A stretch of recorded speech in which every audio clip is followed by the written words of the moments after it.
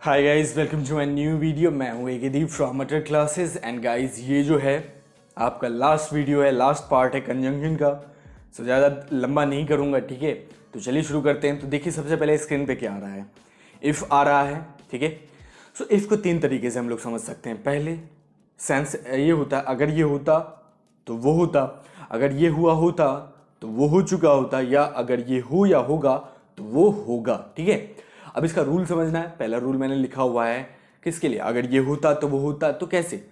तो देखिए वहां लिखा हुआ है स्क्रीन पे, if plus past indefinite tense या उसके बाद सिंपल पास्ट प्लस वुड, ये यूज करना है, ठीक है। सो इफ के साथ जो सेंटेंस होगा उसके बारे में बात कर रहा है कि या तो वो पास्ट आपका इंडेफिनिट में होगा या सिंपल पास्ट होगा। सेंटेंस देखिए, if I came I would met him या आई वुड मीट हिम, ठीक है। अब दूसरा है, if she was here I would be happy, या if you were good they would help you. कहने का क्या मतलब है, पहला सेंटेंस देखिए, if I came I would meet him, मतलब अगर मैं आता तो उससे मिलता, हो ना। अगर ये होता तो वो होता, अगर मैं आता तो उससे मिलता। या अगला देखिए, अगर वो होती तो मैं खुश होता, if she was here I would be happy, या if you were good they would help you, simply they would help you। so अगर तुम अच्छे होते तो वो मदद करती। ये एक सेंस में बनता है कि अगर ये दूसरा मैंने दिया है इफ़ के लिए, अगर ये हुआ होता तो वो हो चुका होता, राइट। सो रूल देखना है, इफ़ प्लस पास्ट परफेक्ट या सिंपल पास्ट प्लस वुड। तो अब सेंटेंस पे देखते हैं, लेकिन सेंस क्या बनेगा, अगर ये हुआ होता तो वो हो चुका होता, राइट। आएगा। सेंटेंस देखना है, if I had come I would have met him, मतलब अगर मैं आता तो उससे मिल चुका होता। अगर मैं आया होता ना, मैं उससे मिल चुका होता। समझ में आया। दूसरे सेंस में इसमें इफ प्लस सिंपल भी होगा या पास्ट परफेक्ट भी होगा, प्लस वुड तो होगा ही, ठीक है। अगला सेंटेंस देखिए, if he had drunk he would have told me, अगर उसने पिया होता तो मुझे बता चुका होता। अगर उसने पास्ट में ये काम किया होता ना, मुझे बता चुका होता कि वो पीता है कि नहीं पीता है, उसने पिया था या नहीं पिया था, वो मुझे बता चुका होता। तो ये काम होता या हो चुका होता, तो वो काम हो चुका होता तो चुका होता, ठीक है। अब अगला सेंस क्या बनता है, जैसे आप देखो, अगर ये हो या होगा, अभी ये काम करोगे ना तो वो काम होगा, ठीक है। ये काम हो तो वो काम भी होगा। कैसे, तो रूल देखते हैं, इफ प्लस इफ के साथ क्या लगेगा, प्रेजेंट इंडेफिनिट लगेगा, सिंपल टेंस लगेगा, प्लस विल लगेगा। अब देखना है कैसे लगेगा, ठीक है। अगर मैं आया तो उससे मिलूंगा, इफ आई केम क्या होगा, अगर मैं आया, if I come I will meet him, I will meet him, मैं उससे मिलूंगा, ठीक है, उससे मिलूंगा। अगला दिखा है, if Naina does not come I will not come या गो, अगर नैना नहीं आई या आएगी तो मैं नहीं जाऊंगा, नहीं आऊंगा, आई will not come, I will not गो, ठीक है। इसको थोड़ा नोट डाउन कर लो, इसको रूल वाइज समझने की जरूरत है। मैंने 2-3 सेंटेंसेस और लिखे हुए हैं, उसको नोट करो, थोड़ा प्रैक्टिस करो, ठीक है। टाइम लगेगा समझने में, ठीक है, लेकिन समझ लोगे। एक और बार वीडियो देखो, इसको समझो, और इसको, अगर आपको डिफरेंस नहीं पता है कि पास्ट परफेक्ट या इंडेफिनिट कैसे क्या होता है, तो टेंस का वीडियो भी आने ही वाला है, आप उसमें देख के सारा क्लियर कर लेना। वीडियो सून मैं पब्लिश करूंगा, तब तक के लिए इस पे फोकस करें, प्रैक्टिस करें, ठीक है। टेंस का वीडियो जल्दी रिलीज हो जाएगा। अगला मैंने लिखा है, अदरवाइज या और एल्स, नहीं तो या वरना, ठीक है। तो सेंटेंस देखिए मैंने क्या लिखा है, do right thing otherwise bad will happen, do right things else bad will happen, मतलब क्या है, और एल्स बोलते हैं ना।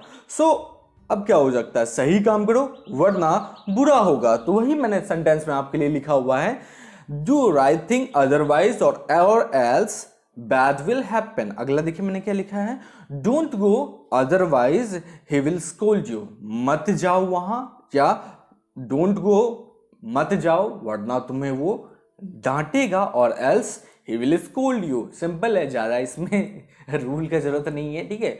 और एल्स अदरवाइज किसके लिए, नहीं तो वरना, ठीक है। मत जाओ, नहीं तो वो डांटेगा, मत जाओ वरना वो तुमको डांटेगा, ठीक है, ये वाला क्लियर है ना। अगला मैंने देखिए क्या लिखा है, सो दैट इसका मतलब क्या होता है, ताकि होता है। सेंटेंस देखिए, आई विल स्टडी हार्ड और work hard so that I पास।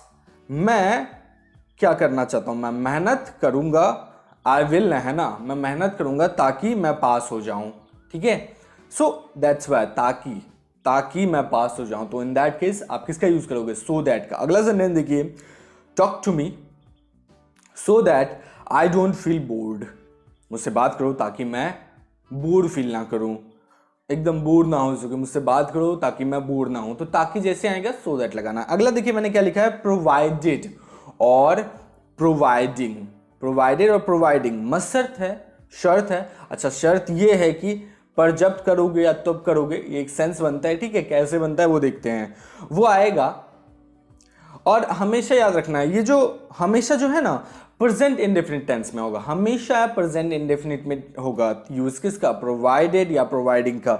अब सेंटेंस देखो समझ जाओगे, he will come providing I don't come. Sentence समझ में नहीं आया सर, ही विल कम समझ में आ गया, प्रोवाइडिंग आई डोंट कम। अब देखिए सेंटेंस क्या है इसमें प्रोवाइडिंग का मतलब हो गया शर्त ये है कि पर, जब, तब या जब। अब सेंटेंस देखिए कैसे बनता है। सेंटेंस मैंने लिखा हुआ he will come providing I don't come. अब सेंटेंस का हिंदी अगर बोला जाए, वो आएगा पर जब मैं ना आऊं, पर जब मैं ना आऊं, मैं नहीं आऊंगा तभी वो आएगा, वो नहीं आएगा जब मैं ना आऊं। तो इस सेंस में ये जो जब है ना, तब प्रोवाइडिंग यूज करना है। देखिए मैंने क्या लिखा, प्रेजेंट इंडेफिनिट टेंस बताया था। सो देखिए वो आएगा, वो आएगा पहले बनाते हैं, हे विल कम, पर जब मैं ना आऊं। तो पर जब है ना, तो उसके लिए क्या लगाना, प्रोवाइडिंग लगेगा, right. Providing I don't come, मैं नहीं आऊं। तो याद रखना, मैं नहीं आऊं ना, तो आपको हमेशा क्या लगाना है, आई डोंट कम। क्या हो जाएगा आपका, सोच के देखिए, प्रेजेंट इंडेफिनिट टेंस।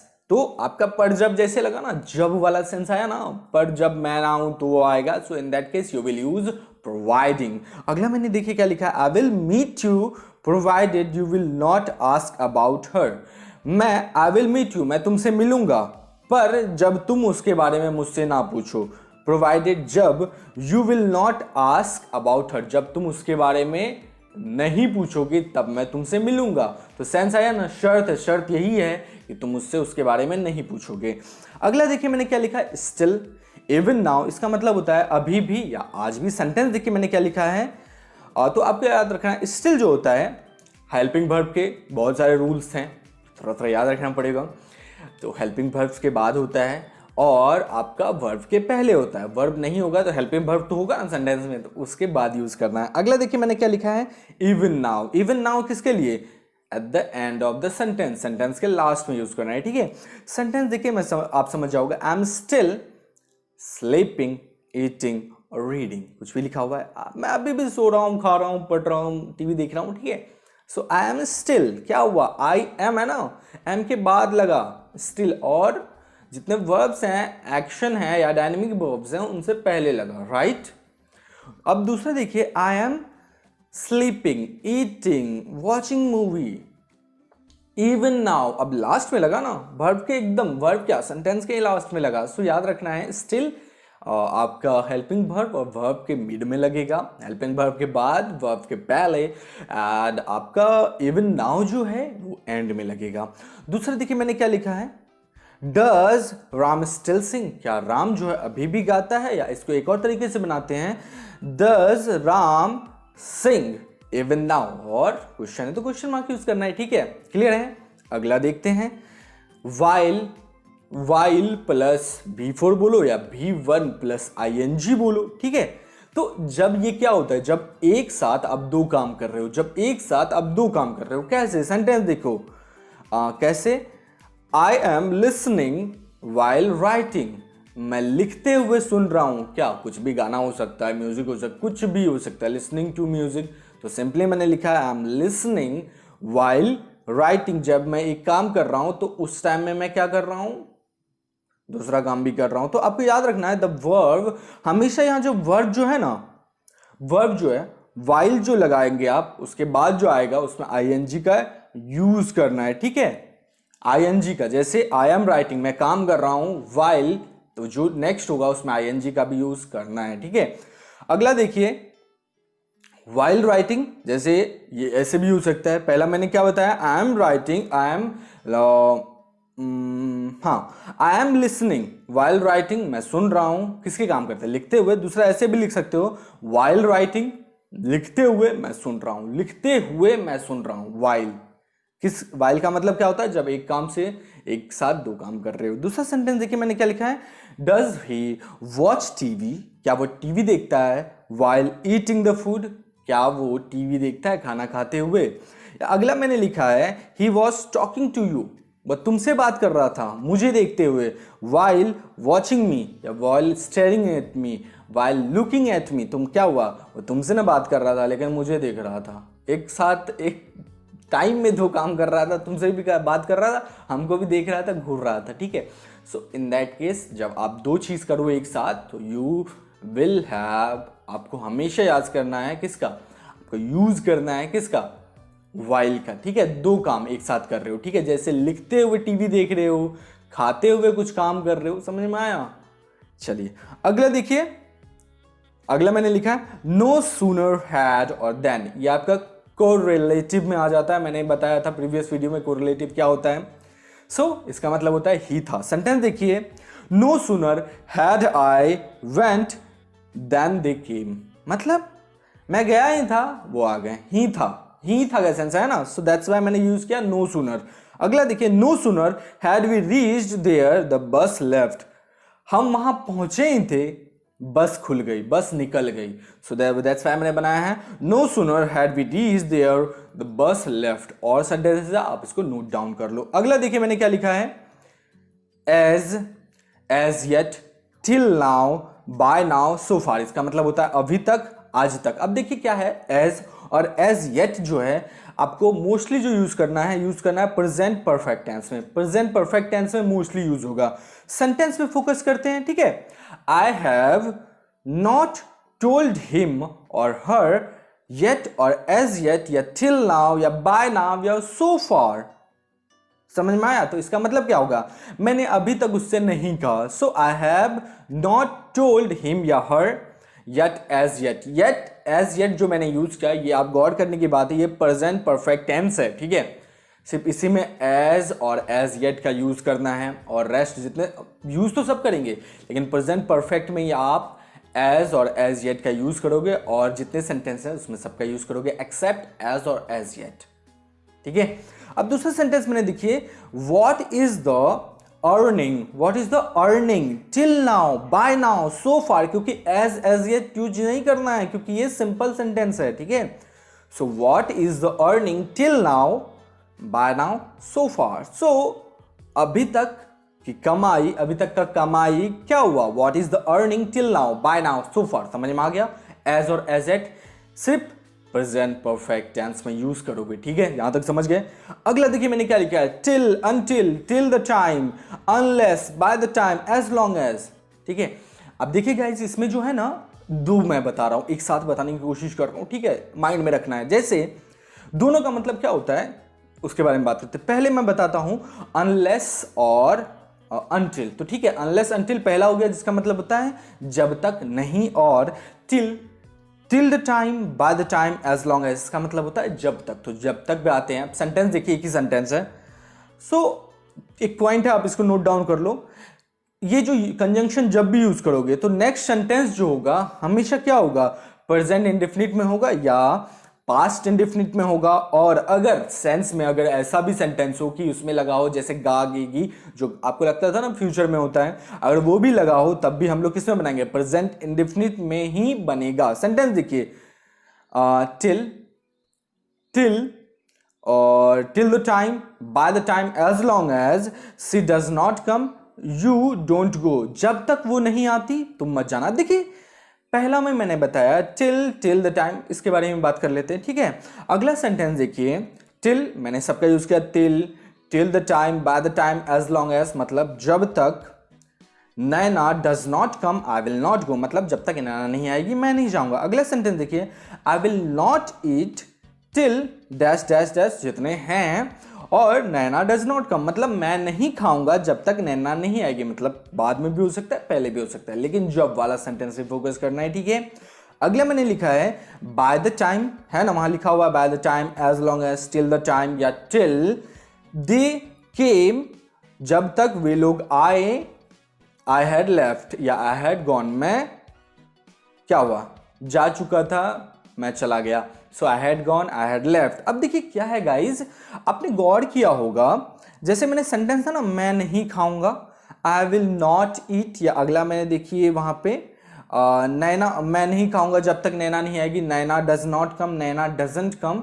अगला मैंने लिखा है जब तक नैना नहीं आएगी, नैना डज नॉट कम, वही है, और या जब तक वो नहीं आती, सी डज नॉट कम, ठीक है। टिल, और आपका क्या है, till the time, by the time, as long as, इसमें गौर कीजिए जब तक है, लेकिन दूसरा मैंने लिखा है ना अनटिल अनलेस, इसमें जब तक नहीं है। सो क्या समझ में आया आपको, कुछ समझ में आया? अगर आप देखोगे टिल जब तक है उसमें नहीं लगा हुआ है तो आप नॉट यूज करोगे, ठीक है, एक छोटा सा डिफरेंस है। अगर आपका till the time, by the time या एज लॉन्ग एज और जब तक लिखा हुआ है, so in that case you will use not in that sentence. But अगर आप देख रहे हो कि वहां पे जब तक नहीं है और आपको क्या यूज करना है, अनटिल यूज करना है, तो अनटिल टिल एक ही सेंस में यूज कर सकते हो, ठीक है। सेंटेंस में मान लो जब तक है तो आप यूज करोगे कौन, टिल वाला, बाय द टाइम वाला।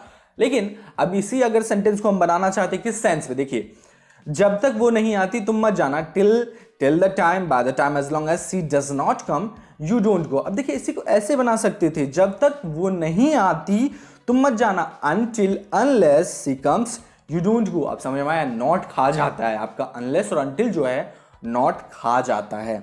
वैसे ही अगला सेंटेंस है, नॉट खा जाता है ना। अगला सेंटेंस देखिए, जब तक नैना नहीं आएगी मैं नहीं जाऊंगा, अनटिल और अनलेस नैना कम, नैना कम्स, ठीक है, आई विल नॉट गो। समझ में आया, ये नॉट को खा लेता है कौन, अनटिल और अनलेस, क्योंकि यही इसका पूरा मीनिंग ही बनता है, जब तक नहीं, तो नहीं भी तो इसी के अंदर आ गया ना। आई होप समझ में आ गया होगा, आप इसको नोट कर लो, अलग अलग करना, ठीक है, जब तक का अलग करना और जब तक नहीं का अलग करना, ठीक है, ऐसे में थोड़ा माइंड में क्लियर रहेगा। अगला देखिए क्या है, वेदर और, चाहे या, चाहे या और किया, इसका दो होता है। तो पहला देखते हैं रूल 1 में क्या है, रूल 1 क्या कहता है। रूल 1 ये कहता है, अगर आपका सेंटेंस हिंदी में है चाहे या है, तो चाहे या का कैसे बनेगा, आपका यूज तो वेदर और ही करना है, लेकिन सेंटेंस जो होगा हमेशा आपका प्रेजेंट इंडेफिनिट में होगा। किस में होगा, प्रेजेंट इंडेफिनिट में होगा। चाहे मैं जाऊं या ना जाऊं वो तो आएगा। अब सेंटेंस कैसे बना, एक सेंटेंस मैंने दिया ना चाहे का, चाहे के लिए आपको हमेशा यूज करना है प्रेजेंट इंडेफिनिट। अब याद रखना है ये हमेशा प्रेजेंट इंडेफिनिट चाहे वाले में यूज होगा। जैसे whether I go or not, मैं जाऊं या ना जाऊं, ही विल गो, वो जाएगा, वो जरूर जाएगा, वो तो जाएगा। अगला सेंटेंस देखिए, वेदर नैना सिंग्स और not, you should sing. Whether चाहे नैना गाए या ना गाए, तुम्हें गाना चाहिए। अगला मैंने लिखा है, ये दो हो गया। अगला देखिए मैंने क्या लिखा है, की के साथ या, मतलब चाहे या था ना, अब दूसरा देखिए की के साथ या। अब सेंटेंस कैसे बनेगा, की के साथ या, ठीक है। अब देखिए वेदर और हमेशा यूज करेंगे क्योंकि वेदर और का ही बात कर रहे हैं ना, राइट, कोरिलेटिव का बात कर रहे हैं। लेकिन जैसे मैंने बताया ना, चाहे में आपको प्रेजेंट इंडेफिनिट यूज करना है, आपका की जब लगा हुआ ना आपको according to the sentence use करना है, टेंस के अकॉर्डिंग यूज करना है, ठीक है। सेंटेंस देखिए, I can't say weather he will come और नॉट, मैं कह नहीं सकता कि वो आएगा या नहीं। अब देखिए वो आएगा या नहीं, पहले वाले में समझ में नहीं आ रहा था क्योंकि रूल ही बोल रहा था प्रेजेंट इंडेफिनिट में बनाना है। लेकिन जैसे मैंने बोला, मैं कह नहीं सकता कि वो आएगा कि नहीं, या की और या लगा ना, तो आप अकॉर्डिंग टू द टेंस लगाना है। जैसे I can't say weather he will come और नॉट, ठीक है, समझ में आया ना, अकॉर्डिंग टू द टेंस। अगला देखिए, I will not be able to tell, मैं नहीं बता पाऊंगा whether he will study or not, whether he will study or not, तो कि या नहीं, पढ़ेगा, बता पाऊंगा कि वो पढ़ेगा कि नहीं, ठीक है, समझ में आया, अकॉर्डिंग टू द सेंटेंस। अगला देखिए, सी डिड नॉट नो डिड के साथ भी1 लगाना है, याद है रूल बताया था मैंने। सी डिड नॉट नो, नहीं बताया तो आगे बताऊंगा। She did not know whether they will go or not, मतलब वो नहीं जानती थी कि वो जाएंगे भी या नहीं, तो she did not know whether they will go or not. यहां तक क्लियर है। अगला देखिए मैंने क्या लिखा, नोट कर लो, ठीक है। अगला ये जो है लास्ट है, आप खत्म ही करते हैं, ठीक है, बहुत लंबा हो गया है, खत्म ही करते हैं। अगला देखिए क्या लिखा है, वेयर एज और वाइल, इसका मतलब होता है जबकि, कुछ काम कर रहे हो जबकि। तो अब देखिए, I have 1 scooty whereas while you have 2, मेरे पास एक स्कूटी है जबकि तुम्हारे पास 2, तो मैंने दोनों का यूज किया। I have 2 pens while whereas you have 7, मेरे पास 2 कलम है तो जबकि तुम्हारे पास 7 कलम है। व्हेन ही गॉट मैरिड, जब उसकी शादी हुई, जब उसकी शादी हुई, ही वॉज 24, वह 24 था, जब उसकी शादी हुई वो 24 का था, ठीक है, एज की बात कर रहे हैं, जबकि दुल्हन जो थी 18 की थी। सेंटेंस इस तरह बना, when he got married he was 24 while और whereas the bride was only 18, तो इसलिए मैंने बनाया जब वो उसकी शादी हुई वह 24 का था, जबकि उसकी दुल्हन जो थी या उसकी दुल्हन 18 की थी। समझ में आया, जबकि, तो while या whereas। सो गाइज ये था आपका कंजंक्शन जो पूरी तरह मैंने आपको समझा दिया। आई होप आपको समझ में आ गया होगा। ये वाला पार्ट में थोड़ा कंफ्यूजन हो सकता है, आपको रिपीट देखने की जरूरत है, ठीक है। अगर आपके माइंड में कोई सवाल उठता है आप डायरेक्ट पूछ सकते हो, नीचे व्हाट्सएप लिंक दिया हुआ है, आप टैप करो, डायरेक्ट जाओ, सवाल पूछो, ठीक है। सो आई होप आपको समझ में आ गया होगा। आप नोट्स बना लो, ठीक है, वीडियो रिपीट करके देख लो। सो मिलता हूँ अलग वीडियो में, तब तक के लिए ख्याल रखें, नोट्स बना ले, टेक केयर।